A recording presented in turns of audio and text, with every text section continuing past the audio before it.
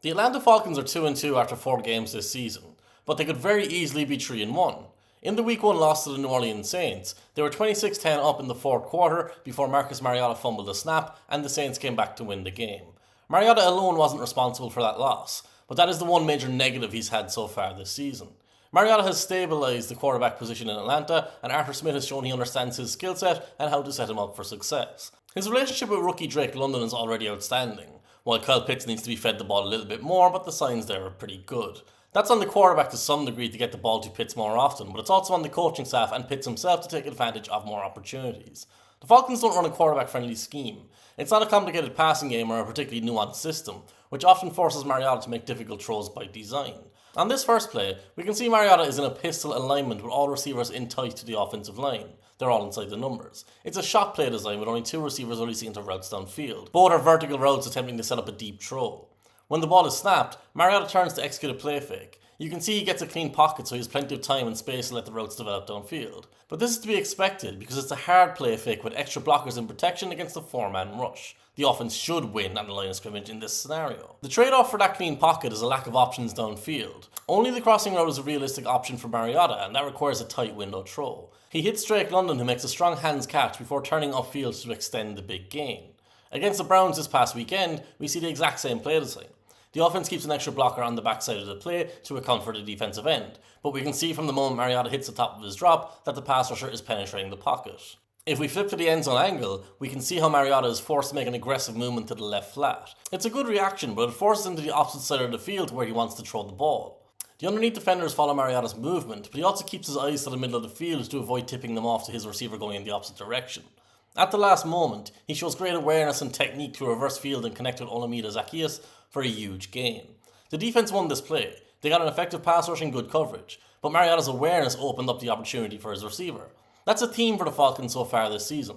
Mariota makes plays work that shouldn't work. Mariota punishes defenses even when they get everything right. Again here we see another 2-man route combination off a hard play fake against the Rams. The right side of the Falcons' pass protection is a mess here, which leads to the defender looping inside, getting a free run at the quarterback in the pocket. He's not under instant pressure, but the ball has to come out in time or he will be sacked. When we flip to the end zone angle, we can see the defender closing to Mariota in the pocket, but critically we can also see a linebacker dropping into the passing lane in front of his intended receiver. Although Drake London is open at the point where he catches the ball, this is still a difficult throw because the ball has to fit over the linebacker without reaching the safeties over the top. It's a really difficult touch throw. Mariota makes the throw and places the ball so that London can protect himself after catching it. Against the Saints, we see the offense call a 3-man route combination with each receiver releasing vertically.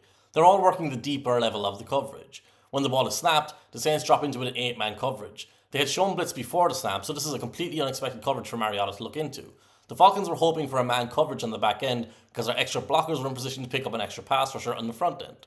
Instead, Mariota has to throw the ball into a crowd with only one real option because of the called routes. That option is the in-breaking route over the middle of the field. Mariota must read the linebacker who has turned his back to the ball. That linebacker is looking at both receivers, but he carries upfield with the deeper route to leave the in-breaking route open. Mariota shows off his understanding of the coverage before throwing an accurate ball with perfect timing to his receiver. London catches it in stride and continues upfield after the catch for another big play. Here again we see Mariota work the intermediate level between the numbers and against zone coverage.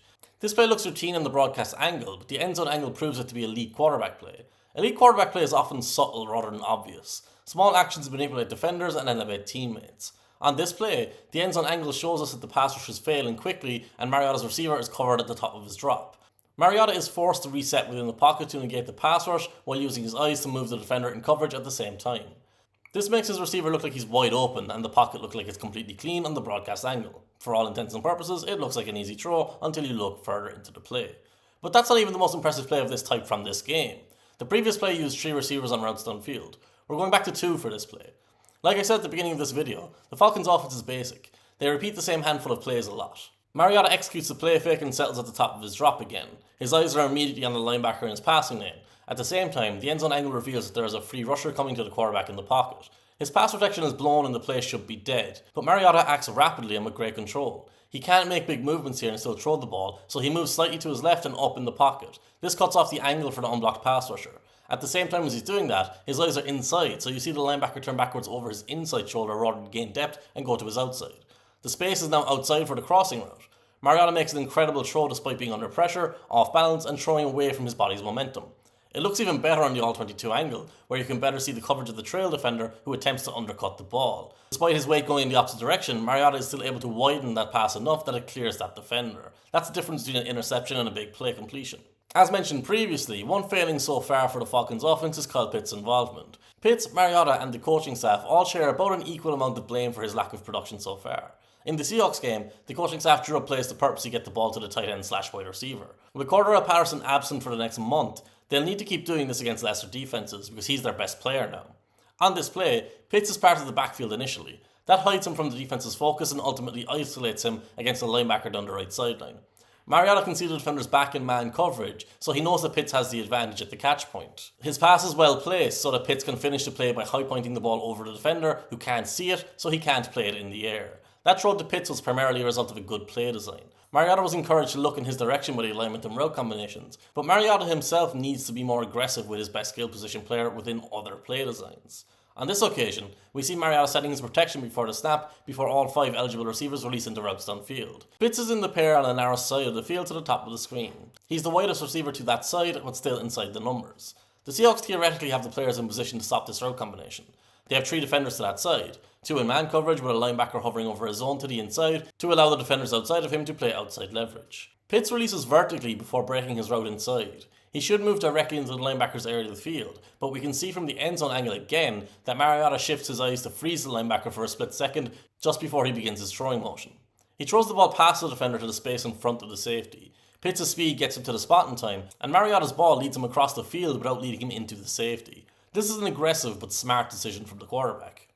Sticking with the Seahawks game, we get another great example of Mariota elevating his supporting cast on this play. We have labelled 4 Falcons players and highlighted 1 Seahawks defender before the snap.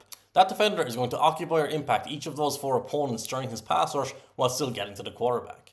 When the ball is snapped, we see the defensive end shoot forward. The interior tight end is releasing into a route between the left tackle and the wider tight end. This prevents them from double teaming the defensive end in a block. It's a poor play design that sends the defender into the pocket. That defender is then confronted by running back Cordell Patterson, who isn't going to stop him. Mariota has sensed this instantly. He reacts by sliding sideways before climbing up so that he finishes the play in the last remaining area of space within the pocket. It's a closing pocket, but he can get the ball out just in time. He bought himself enough time to just get rid of the ball. That one defender accounted for 1 offensive lineman and 3 eligible receivers. The numbers are heavily in the defense's favour now. But Drake London is still isolated on the outside. While Mariota was working in the pocket, London is working against off-man coverage on the outside. He's the only receiver in a route downfield and he's running a slow developing route. You can see him set up his double move while Mariota is escaping a sack in the pocket. Mariota begins his throwing motion at the same time that London exits his break to run down the right sideline. The pressure causes an imperfect throw, but it's a good enough throw for London to make a play on the ball. His size and ball skills come in handy in this occasion.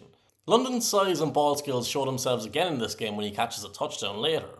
The Falcons have spread the field so they have only 5 blockers in protection. Mariota knows he has to account for the blitz if it comes, and he sees it on his left side. Despite the defender coming untouched in his face, Mariota stands tall and throws the ball to the space that the defender vacated. London smartly catches the ball into his body while his feet are in front of his face so he can turn sharply and evade the arriving defensive back. He does the rest to score a touchdown, but Mariota is the protagonist at the start of the play. He's the one that beat the blitz and allowed for this opportunity to come about. On Sunday, the Falcons moved back to 500.